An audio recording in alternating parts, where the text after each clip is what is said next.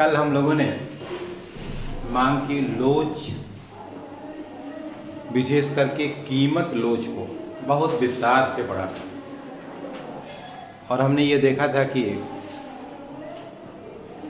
किस प्रकार मांग की रेखा के ढाल के आधार पर हम यह बहुत आसानी से व्यक्त कर सकते हैं कि मांग की लोच कहाँ इकाई के बराबर है, कहाँ इकाई से कम है, कहाँ इकाई से ज़्यादा है, कहाँ शून्य है और कहाँ इनफाइनाइट है, अनंत है। हम लोग एक उदाहरण के द्वारा, उदाहरण से मेरा मतलब ये है कि जब हम कोई चीज़ संख्याओं में पढ़ते हैं तो हमको समझ में ज़्यादा आती है। जब हम उसको अल्फ़ाबेट में कन्वर्ट कर देते हैं, हालांकि कन्वर्ट इसलिए किया जाता है कि थोड़ा आसान हो जाए। विडंबना यह है कि जैसे ही हम 1 2 3 की जगह एक्स वाई जेड कहना शुरू करते हैं, आपकी बीपी बढ़ जाती है, अरे कुछ गड़बड़ हो गया। जबकि सच्चाई यह है कि बात को और आसान करने के लिए विभिन्न तरीके हैं किसी चीज़ को प्रेजेंट करने के। जैसे आप नरेशन में कोई बात कह सकते हैं, जैसे आपने कहा कि मांग का नियम यह बताता है कि कीमत और मांगी जाने वाली मात्रा में विपरीत संबंध पाया जाता है। इसी बात को अगर हमको किसी इक्वेशन में कहना हो तो हम कहेंगे कि जो डिमांड है is the function of price. ठीक है, दोनों के बीच उल्टा संबंध पाया जाता है। यह बताने के लिए हम सीधे यहाँ कीमत और यहाँ मात्रा ऐसे बना देते हैं मात्रा। इन सब का मतलब एक ही है, उसमें यह बताया जा रहा है कि कीमत और मांग में विपरीत संबंध पाया जाता है, अर्थात मांग कीमत पर निर्भर करती है। ठीक है, तो इसलिए एक उदाहरण के द्वारा हम लोग जितना भी एक्सप्लेनेशन था कीमत लोच के संदर्भ में, उसके कुछ विशेष बिंदुओं को पढ़ने का प्रयास करते हैं। आप देखिए, प्रश्न यह है कि प्राइस ऑफ क्लोथ पर मीटर, प्रति मीटर कपड़े का मूल्य 150 रुपया है। कितना है? 150 रुपया। ध्यान से सुनिएगा, यह घटकर 142 रुपया 50 पैसे हो जाता है। मूल्य कितना था? 150 रुपया, घटकर कितना हो गया? 142 रुपया 50 पैसा। और 150 रुपये पर जो कुल महीने की बिक्री है वो 2000 मीटर है। कितना है? और इस कीमत लोच 0.7 है, -0.7। माइनस का मतलब होता है कि अपोजिट रिलेशन से, माइनस का मतलब उसे वैल्यू से नहीं है। तो अब पूछ रहा है कि यह बताइए कि क्या कीमत घटने के बाद उसकी कुल आय बढ़ेगी या घटेगी। पीछे आपको याद है कि कुल व्यय विधि में आपने देखा है कि अगर कुल व्यय बढ़ता है तो मांग की लोच इकाई से अधिक, अगर घटता है तो इकाई से कम, बराबर रहता है तो इकाई के बराबर रहता है। हालांकि यहाँ अगर आप मांग की लोच देखें तो कितना है? 0.7 दिया हुआ है। आप इसी को देखकर जान सकते हैं कि कुल व्यय घटेगा। आपसे बहुविकल्पीय प्रश्न नेट की परीक्षा में, पीसीएस की परीक्षा में पूछा जाता है, सवाल इतना बड़ा सा लिखा रहेगा सिर्फ आपको परेशान करने के लिए, और उत्तर कहाँ पर है?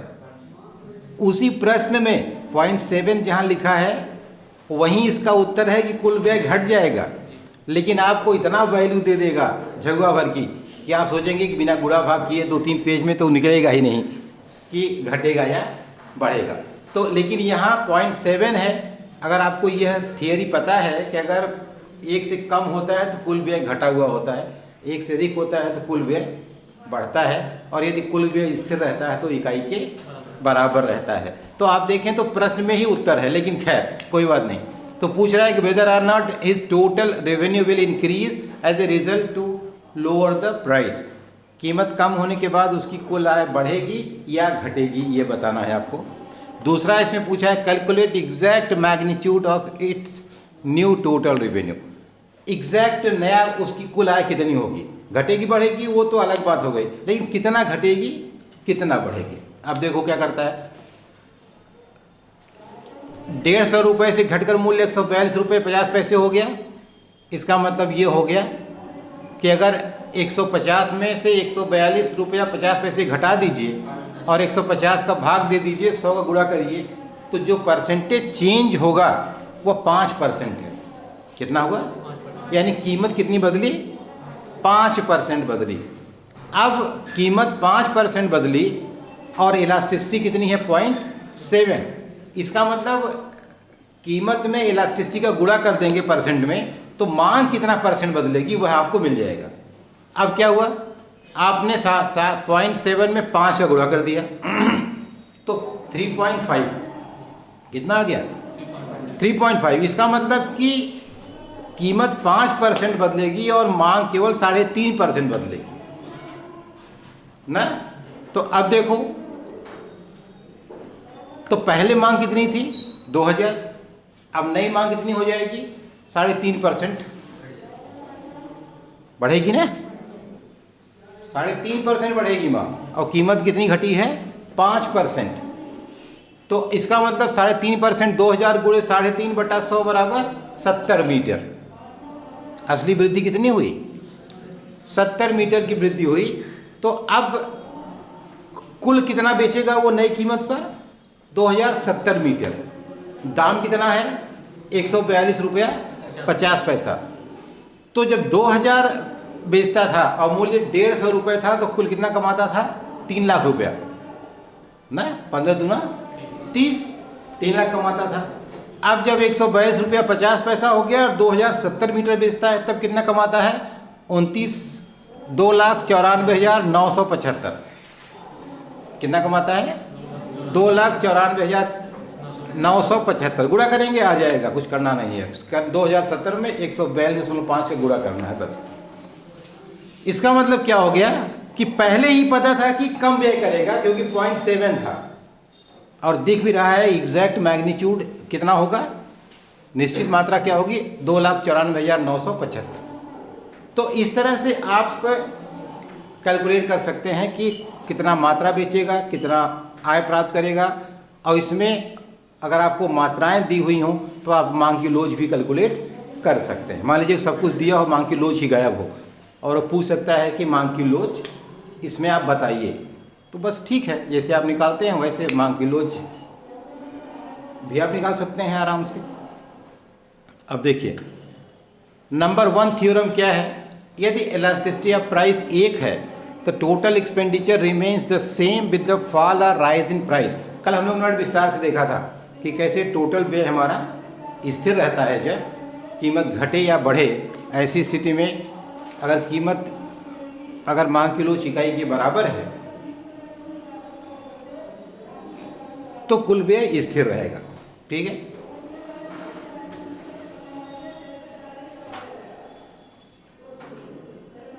ये तो हम लोगों ने कल विस्तार से हम लोगों ने पढ़ लिया इसमें।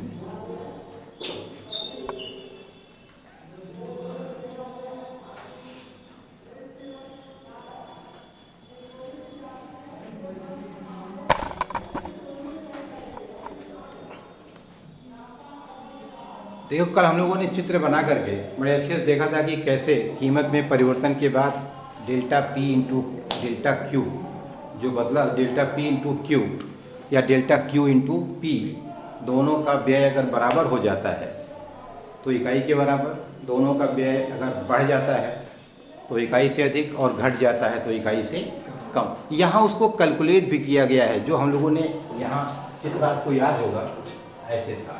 ठीक है, ये मांग रेखा थी, ये P1 है और ये Q1। ठीक है,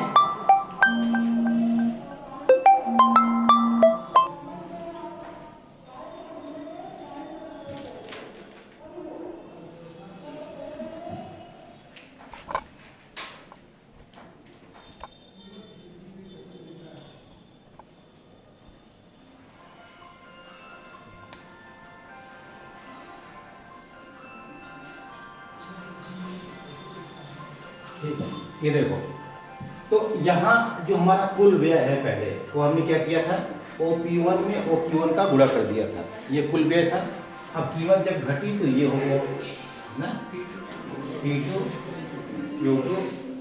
ठीक है, तो अब ये जो है ये कीमत में परिवर्तन डेल्टा पी और ये डेल्टा क्यू, ये इतना परिवर्तन हुआ। ठीक है,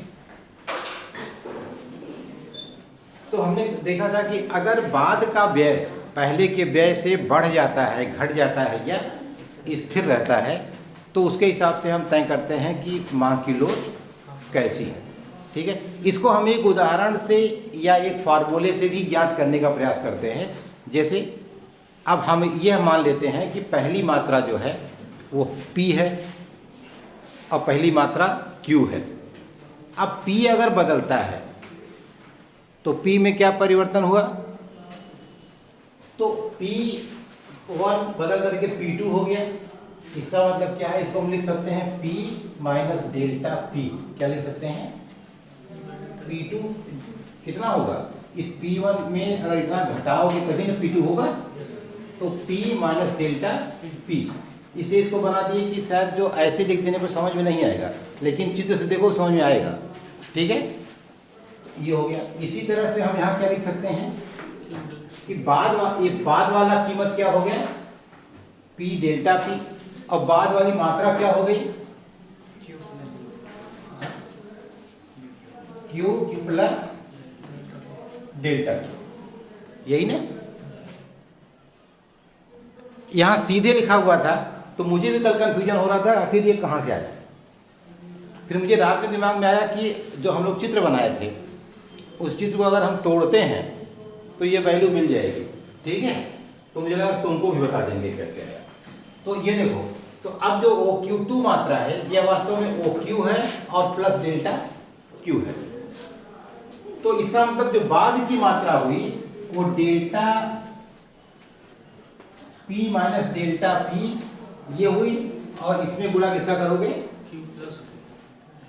Q प्लस डेल्टा Q। ये और पहले मात्रा क्या होगी, P इंटू Q केवल होगी। पहले क्या होगी, P इंटू Q होगी।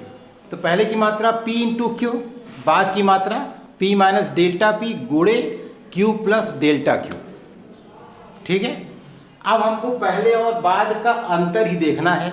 इसका मतलब जो हमारा समीकरण मिलेगा वो कैसा मिलेगा, इतना समझ आ गया ना। यहाँ पिक्चर को बताना, इसका मतलब यह है कि प्रारंभिक मात्रा क्या है, P इंटू Q है। इसमें हम माइनस क्या करेंगे, नई वाली मात्रा क्या, P माइनस डेल्टा P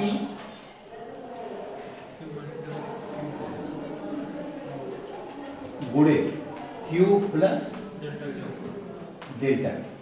ठीक है, अब अगर तुम P माइनस डेल्टा P गुणे Q प्लस डेल्टा Q का गुणा करो, तुम लोग को अलजेब्रा में गुणा करना आता है, किसको किसको आता है, देखो कुछ मत करो, यहाँ P माइनस डेल्टा P लिख दो और नीचे Q प्लस डेल्टा Q लिख दो, इसको गुणा कर दो। कैसे करोगे, सिर्फ इसका गुणा इसमें कर दो, कुछ करने की जरूरत नहीं है।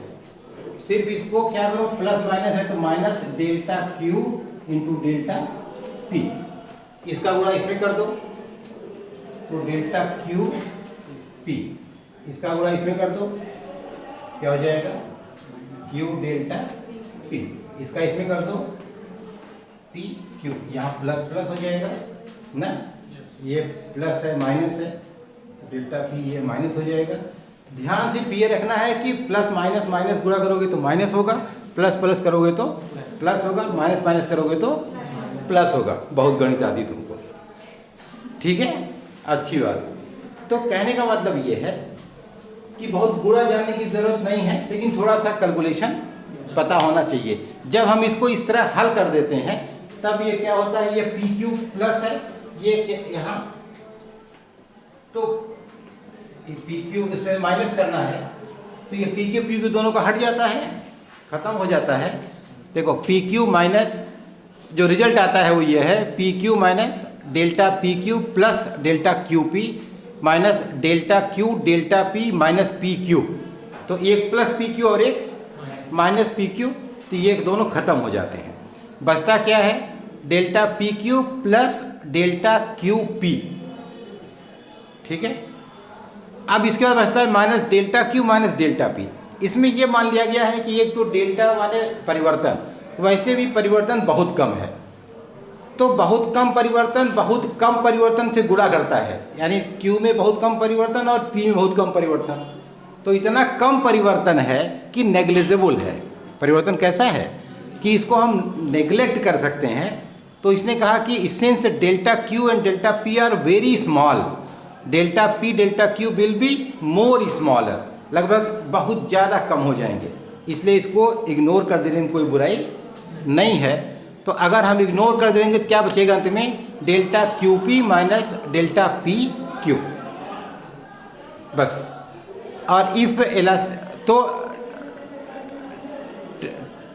Total expenditure 2 minus total expenditure 1 बराबर delta Q P minus delta P Q. तो जो हम लोग पहले निकाले थे टोटल एक्सपेंडिचर, ये तो बिल्कुल वही आता है जैसे ये चित्र बना ऐसे ऐसे।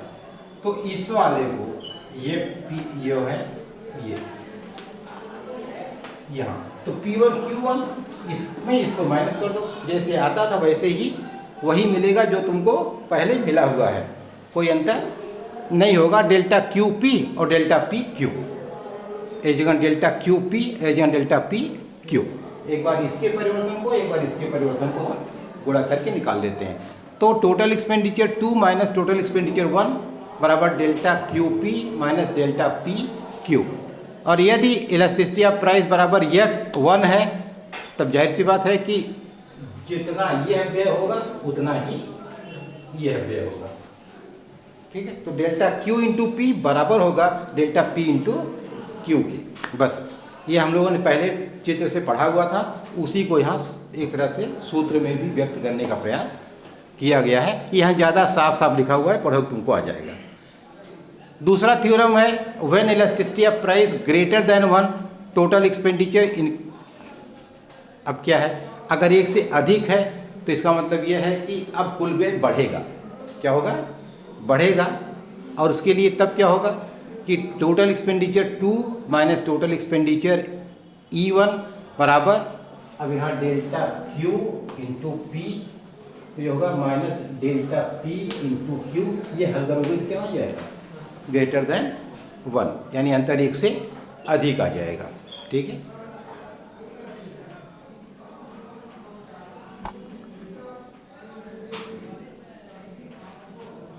और नंबर 3, अगर एक से कम हो जाएगा तब ये क्या होगा? इसका अंतर एक से कम आ जाएगा, वही सेम चीज़ है।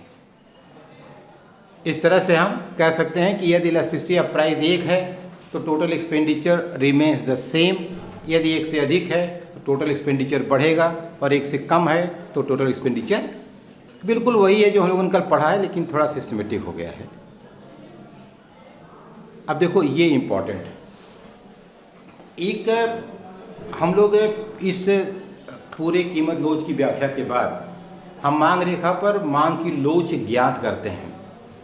मांग की लोच ज्ञात करने की बहुत सारी विधियां हैं। जैसे एक आपने अभी पीछे देखा कि टोटल आउटले मेथड है, कुल व्यय विधि है, जिसको मार्शल ने व्याख्या की। आसान बहुत है, देख करके ही आप जान जाते हैं कि मांग की लोच कैसी होगी।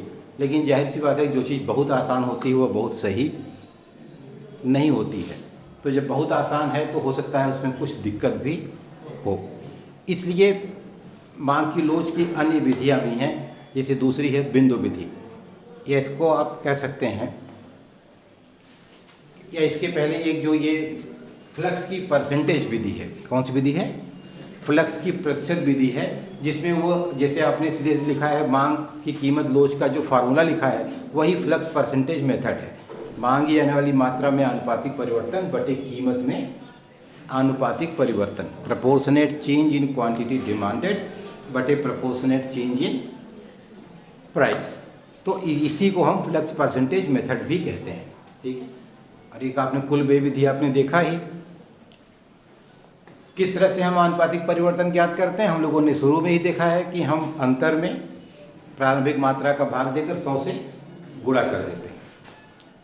इसके बाद जो दूसरी विधि है उसे हम कहते हैं बिंदु विधि, पॉइंट मेथड। वास्तव में जब बहुत थोड़ा परिवर्तन होता है, बहुत माइन्यूट चेंज जब होता है, तब उसको ज्ञात करने के लिए हम बिंदु विधि का प्रयोग करते हैं।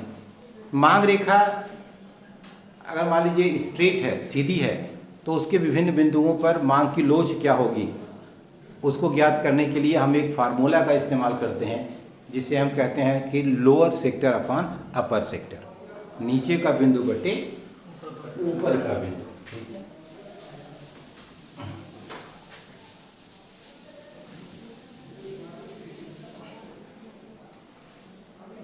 इसका मतलब ये देखिए कि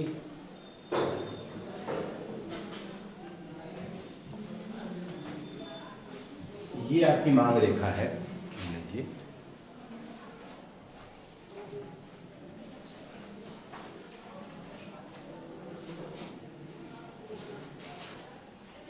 ये दो बिंदु हैं, ठीक है।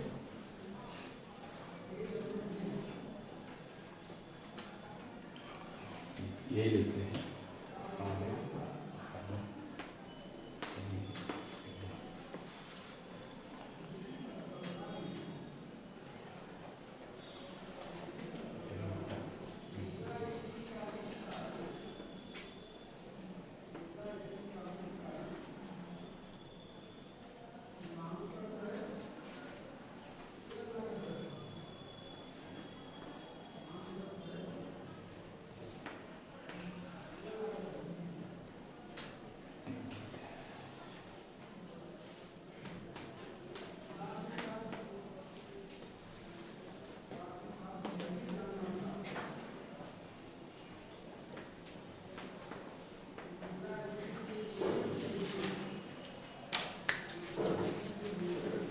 इसको उलटते हैं, इसको तुम लोग नहीं आने चाहिए, नहीं तो खतरा कर दोगे।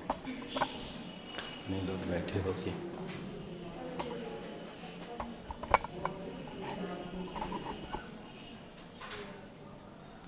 ये देखो, अब इधर ज़्यादा अच्छा है। मैंने तुमसे कहा कि जब हमको किसी सीधी मांग रेखा पर मांग की लोच ज्ञात करना होता है तो हम बिंदु विधि का प्रयोग करते हैं, जब चेंजेस बहुत मामूली, बहुत ही संक्षिप्त होते हैं। और उसके लिए एक फार्मूला है जिसका इस्तेमाल करते हैं, और वह है लोअर सेक्टर अपॉन अपर सेक्टर। हम सिर्फ सीधे फार्मूला लगा देते हैं, लेकिन वो फार्मूला डिराइव कैसे होता है। कभी कभी आपकी परीक्षा में आता है कि बिंदु विधि से आप क्या समझते हैं, और बिंदु विधि के द्वारा मान की कीमत लोच ज्ञात करने के समीकरण का या सूत्र को कैसे आप व्युत्पन्न करते हैं, how will you derive the formula, कैसे आप व्युत्पन्न करेंगे। बहुत आसान है। तुम लोगों ने ज्योमेट्री पढ़ी है, ज्योमेट्री में तुम लोगों ने त्रिभुज पढ़े हैं ना। त्रिभुज की अपनी कुछ विशेषताएं होती हैं, बस सिर्फ 2-3 विशेषताएं हैं। वो अगर आपको एज ए थ्योरम याद होगा तो आप आराम से बिना गणित के भी जान जाएंगे कि कैसे हम इसको डिराइव करते हैं। नहीं याद होगा तो जब हम पढ़ के सुनाएंगे तो आपको याद आ जाएगा, ठीक है। इसलिए बहुत ज़्यादा दिमाग लगाने की ज़रूरत नहीं है। सामान्य चीज़ आपको यह याद जानना है कि जब आप मांग की कीमत लोच ज्ञात करते हैं तो उसका फार्मूला क्या है। फ्लक्स के परसेंटेज विधि में आपने पढ़ा है कि मांग की कीमत लोच बराबर होती है मांगी जाने वाली मात्रा में आनुपातिक परिवर्तन बटे कीमत में आनुपातिक परिवर्तन। तो आपने इलास्टिसिटी ऑफ प्राइस में ये पढ़ा है क्या, delta Q upon delta P into P upon Q. यह तो फार्मूला आपको दिया हुआ है, यानी आपने इसको पहले पढ़ा हुआ है।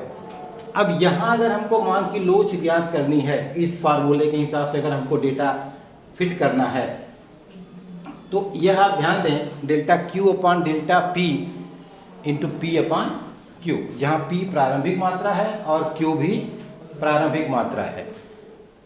अब देखें यहाँ, अब सिर्फ आप देखते जाइए कि जो आपको ब्लैक बोर्ड पर दिख रहा है उसको सिर्फ मैच कराना है।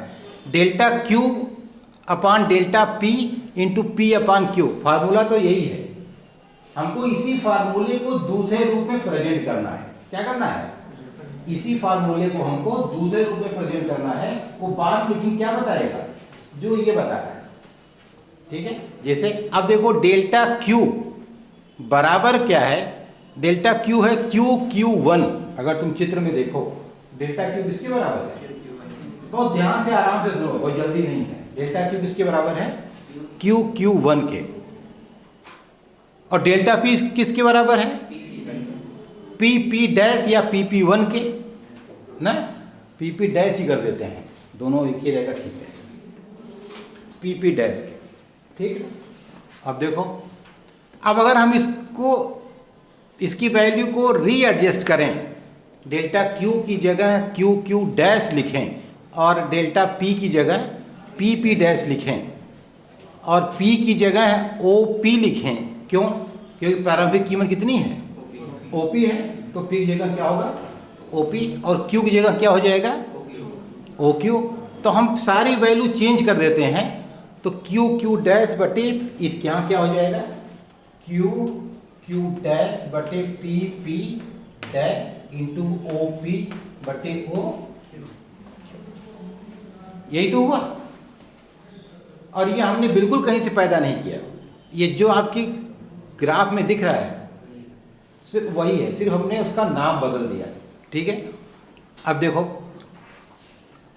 अब अगर देखो QQ डैश किसके बराबर है, QQ डैश, ये QQ1 लिखा हुआ है, क्या है, QQ डैश है, ये बराबर है MR1 के। किसके बराबर है, ये दूरी बराबर किसके है, MR1 के।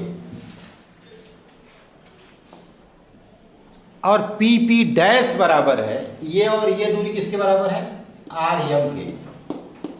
दिखाई पड़ रहा है, PP डैश बराबर RM के, तो और QQ डैश बराबर R1M के।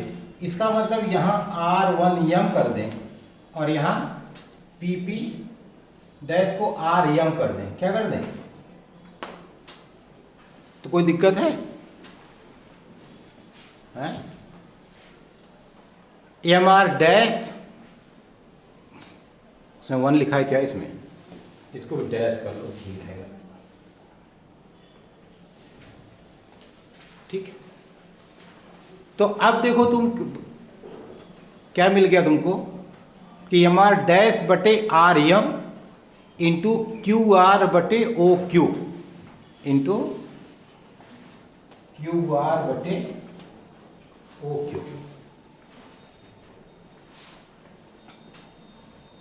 ठीक है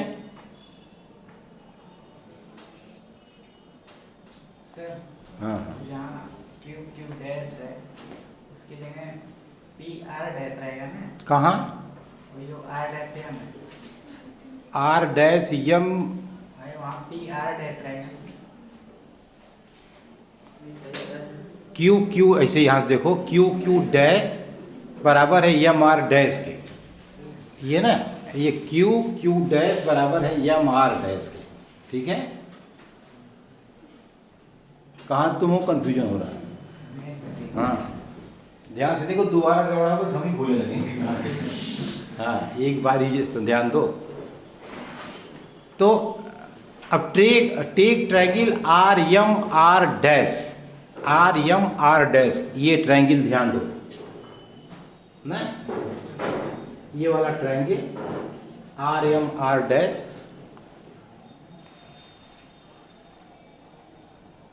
और RQ डैश, और RQ डैश ना, RQD डैश, यहाँ ये है। अब ये ट्रायंगल तुम्हारा है R डैश M, और एक ये वाला ट्रायंगल है, ये पूरा। ठीक है, हो गया ना। अब इसका मतलब कि त्रिभुज के भीतर त्रिभुज, असली बात अगर हम कहना चाहें तो यहाँ कौन सा थ्योरम आएगा, त्रिभुज के भीतर त्रिभुज। पढ़ा है कभी, कितने लोग पढ़े हैं त्रिभुज के भीतर त्रिभुज, जानबूझ के नहीं बोलोगे, बताना पड़ेगा। अब देखो कोण MR डैश R, ये वाला एंगल, ये है ना कोण बना हुआ ना, MR R डैश, और कोण क्यू डी डैश आर, कोण क्यू डी डैश आर, ये दोनों करेस्पॉन्डिंग है। इनको आप क्या कहते हैं, ये करेस्पॉन्डिंग है, ठीक है।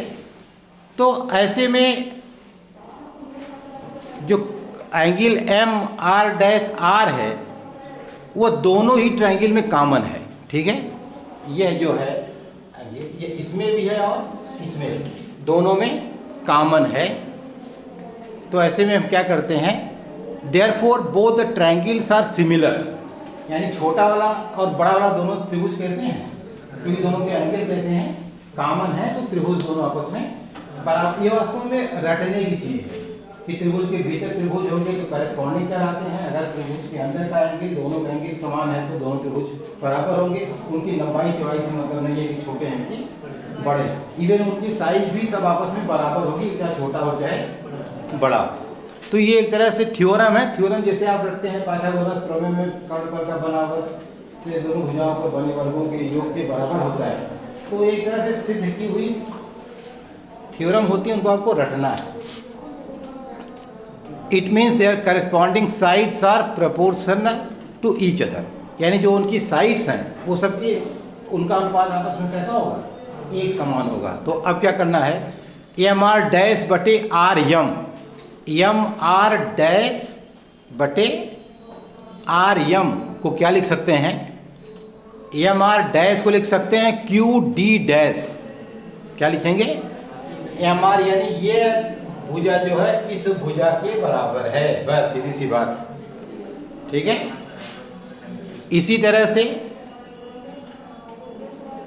और आर यम लिख सकते हैं क्यू आर, आर यम क्या लिखेंगे, आर यम यह जो भुजा है यह बराबर है क्यू आर, ठीक है। बराबर अब राइटिंग क्यू डी डैश बटे Q R in place of M R dash R M लिख सकते हैं। We have elasticity of price Q D बटे क्यू आर, अब हो जाएगा तुम्हारा क्यू डी बटे Q R into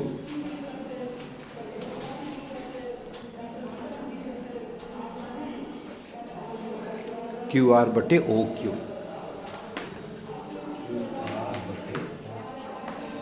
Q D dash बटे Q R into Q R बटे ओ क्यू बराबर हो जाएगा क्यू डी डैश बटे ओ क्यू, बराबर क्यू डी डैश बटे O Q, Q D dash बटे ये क्यू आर क्या होगा, कट जाएगा, क्यू डी डैश बटे O Q.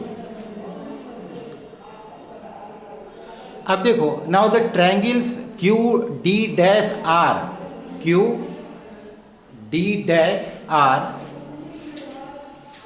And P D R, और क्या है डी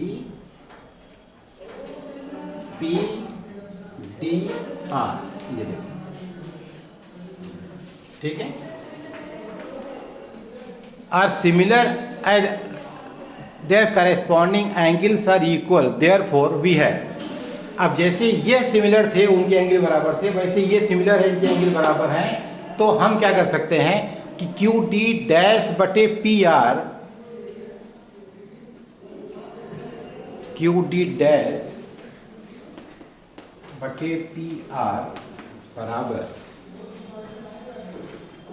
आर डी डैश बटे R D, R D dash बटे R D, R D dash बटे आर डी। अंत में हमको क्या मिला, आर डी डैश बटे आर डी। तो यहाँ अगर मांग की रोज ज्ञात करना है तो लोअर सेक्टर बटे अपर सेक्टर। तो यही है आपका अंत में हुआ सेंटेंस आता है जब आप कहते हैं कि lower sector upon upper sector will be the elasticity of demand. तो इसमें सिर्फ क्या करना है, सिर्फ हमको त्रिभुजों को यह बताना है कि ये समान है और इनके एंगल आपस में बराबर हैं, इसलिए हम उनकी भुजाओं के मान एक दूसरे के स्थान पर रिप्लेस कर सकते हैं, बस इतना है। और शुरू करेंगे कहाँ से कि कीमत लोच मांगी जाने वाली मात्रा में आनुपातिक परिवर्तन बटे मूल्य में आनुपातिक परिवर्तन है।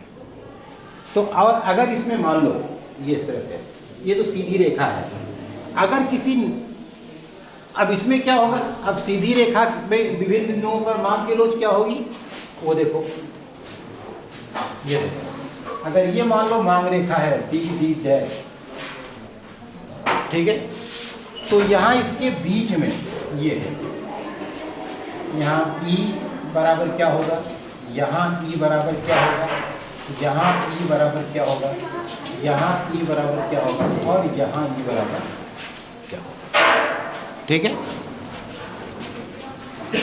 अब ध्यान से देखो, अगर यहाँ निकालते हो E पर, तो ये नीचे का भाग बटे ऊपर का भाग, लोअर सेक्टर अपॉन अपर सेक्टर। तो लोअर सेक्टर अगर यहाँ देखोगे तो दोनों ई डी डैश बटे ई डी दोनों आपस में कैसे हैं, बराबर है, तो एक आएगा। तो यानी मांग की लोच यहाँ कितना आएगी, एक। इसके नीचे, अब नीचे का भाग कम हो गया, ये ज़्यादा हो गया, यानी यहाँ एक से कम आएगा। यहाँ नीचे का भाग ज़्यादा हो गया, यहाँ एक से अधिक आएगा, और यहाँ इनफाइनाइट हो जाएगा, और यहाँ शून्य हो जाएगा, यही ना, यहाँ शून्य हो जाएगा और यहाँ अनंत हो जाएगा, क्योंकि यहाँ नीचे का भाग बटे ऊपर का भाग, तो ये घट रहा है, घटते घटते यहाँ शून्य की तरफ चला जाएगा, यहाँ बढ़ रहा है, पढ़ते पढ़ते अनंत की तरफ चला जाएगा, यही ना। तो इसका मतलब क्या है कि जब शून्य में किसी संख्या का भाग देते हो तो कितना आता है, शून्य आता है, बताओ सही से। हाँ, तो क्या आएगा,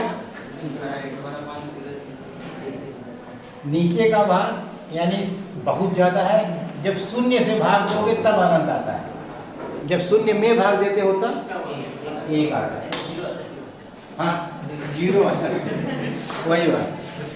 तो कुछ चीज़ें ध्यान में रखने की ज़रूरत है, कभी कभी मिस कर जाती हैं कि क्या सही है क्या, खास करके हम लोगों के साथ जिसको कि रेगुलर है मैथमेटिक्स की प्रैक्टिस नहीं है, हम कभी कभी मैथमेटिक्स यूज़ करते हैं, ज़रूरत पड़ने पर यूज़ करते हैं, तो उस समय हमको थोड़ा सा कॉन्शियस रहने की ज़रूरत है। तो ऐसे ध्यान रखना इसको कि जब इधर जा रहे हो तो बढ़ रहा है, तो बढ़ रहा है तो इसका मतलब कि इनफाइनाइट की ओर जाएगा, इधर आ रहा है तो घट रहा है यानी शून्य की तरफ जाएगा, ठीक है। अगर गणित ना आए तो थोड़ा रीजनिंग लगाने की ज़रूरत, हाँ ज़रूरत भी है, और बहुत आपको गणित आए ये अनिवार्य भी नहीं है, क्योंकि गणित आप नहीं पढ़ रहे हैं, इकोनॉमिक्स पढ़ रहे हैं, ठीक है।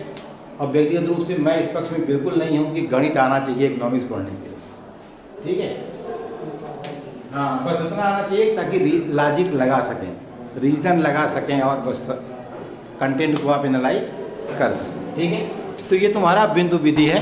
तो ये देखो, इसमें अगर मान लो कि मांग रेखा स्ट्रेट ना हो करके कर्व हो, तब मांग की लोच कैसे ज्ञात करोगे। तो कहीं भी आपको अगर किसी कर्व पर मांग की लोच ज्ञात करनी है, इस मामले ये दिया हुआ है, परीक्षा में आया है कि यहाँ मांग की लोच ई बिंदु पर बताओ, कहाँ बताओ, ई बिंदु पर, तो चुपचाप आंख बंद करके ई बिंदु से स्पर्श रेखा खींच दो ऐसे, अब तुमको नीचे का भाग बटे ऊपर का भाग मिल जाएगा, मांग की लोच आराम से निकाल लोगे, ठीक है। जहाँ कहीं भी इस तरह से कर्व बना हो, उसका सीधा तरीका यह है कि पहले उस पर तुम एक टेंजेंट लाइन खींच दो, और फिर टेंजेंट से आराम से जान लोगे कि नीचे का भाग ज़्यादा है या ऊपर का भाग ज़्यादा है, और इलास्टिसिटी एक होगी या एक से अधिक होगी या एक से कम होगी, ठीक है।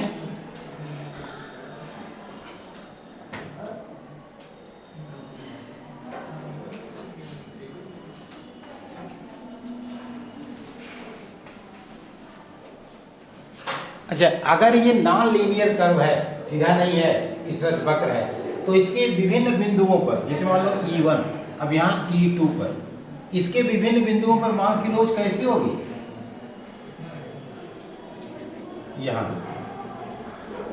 यहाँ मांग की लोच कुछ होगी, नीचे का भाग बटे ऊपर का भाग करोगे, यहाँ मांग की लोच कुछ आएगी, नीचे का भाग बटे ऊपर का भाग करोगे, यानी वक्र के हर बिंदु पर मांग की लोच कैसी आएगी, अलग अलग आएगी। अगर नॉन लीनियर कर्व है तो उसके विभिन्न बिंदुओं पर मांग की लोच निकालेंगे तो आप देखेंगे कि मांग की लोच कैसी होगी, अलग अलग, अलग अलग मात्रा से हो ही रही है। अगर आप इसका स्लोप भी देखें तो यहाँ दिखा रहा है कि मांग क्या है, कम लोचदार है, और यहाँ मांग ज़्यादा लोचदार है, ठीक है। तो लेकिन एग्जैक्ट वैल्यू कैसे ज्ञात करेंगे? नीचे का भाग बटे ऊपर का भाग। तो इसका मतलब है कि अगर नॉन लीनियर है तो वहाँ उसके विभिन्न बिंदुओं पर मांग की लोच अधिक है, और वैसे ही हम निकाल लेते हैं नीचे का भाग बटे ऊपर का भाग।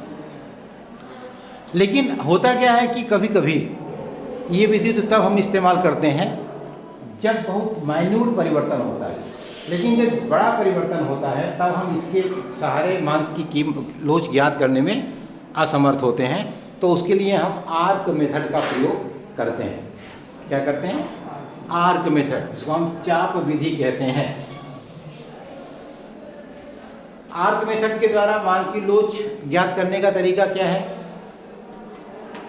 हम सिर्फ अनुपात को निकालने का तरीका बदल देते हैं। क्या करते हैं? अनुपात को निकालने का तरीका, जैसे यहाँ मानी जाने वाली मात्रा में आनुपातिक परिवर्तन बटे कीमत में आनुपातिक परिवर्तन ही रहता है, फार्मूले में कोई परिवर्तन नहीं रहता।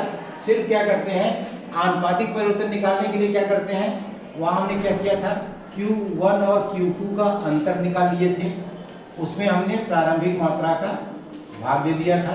लेकिन यहाँ हम Q1 प्लस Q2 कर देते हैं और जो सब में बटे 2 कर देते हैं, गुणे 100 कर देते हैं। अब कैसे निकालते हैं? अब हम आर्क मेथड से आनुपातिक परिवर्तन कैसे निकालते हैं? पहले अंतर निकालते हैं, फिर जोड़ लेते हैं, फिर 2 का भाग देते हैं, 100 का गुणा कर देते हैं। यह हो जाएगा मांगी जाने वाली मात्रा में आनुपातिक परिवर्तन। इसी तरह कीमत में आनुपातिक परिवर्तन कैसे होगा? P1 P2 का अंतर लिख लेंगे, P1 प्लस P2 कर देंगे, बटे 2 कर लेंगे, 100 से गुणा कर देंगे। यहाँ भी 2 से भाग दे रहे हैं, यहाँ भी 2 से भाग दे रहे हैं, यहाँ 100 गुणा कर रहे हैं, यहाँ 100 गुणा कर रहे हैं। इसका मतलब कि इसको भी हटा सकते हैं, इसको भी हटा सकते हैं, इसको भी हटा सकते हैं, इसको हटा सकते हैं। जो जिस चीज़ से दोनों भाग दे रहे हैं हटा दीजिए, कोई फर्क नहीं पड़ता। दोनों से गुणा कर रहे हैं, उसको भी हटा दीजिए, कोई फर्क नहीं पड़ता। इसका मतलब अब जो फार्मूला आएगा वो क्या आएगा? वो आएगा डेल्टा Q बटे डेल्टा, क्या होगा, यहाँ लिख लो पहले तब समझ आएगा। ये डेल्टा Q हो गया और डेल्टा P हो गया ना। अब ये तो उतना ही पहले भी था, और केवल जो P अपान Q था वही हो जाएगा P1 प्लस P2, और ये हो जाएगा Q1 प्लस Q2 ना, और कोई परिवर्तन नहीं होगा। सिर्फ क्या हो जाएगा, P1 की जगह P1 प्लस P2 हो जाएगा, और Q1 की जगह Q1 प्लस Q2 हो जाएगा।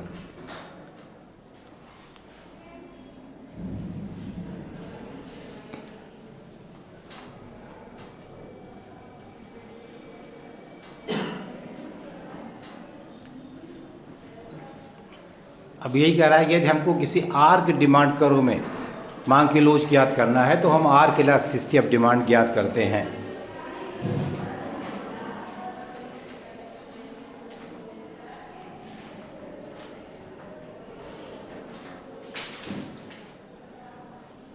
ठीक है, ये तुम्हारा आर्क मेथड है, इसको अब कल पढ़ना बंद कर।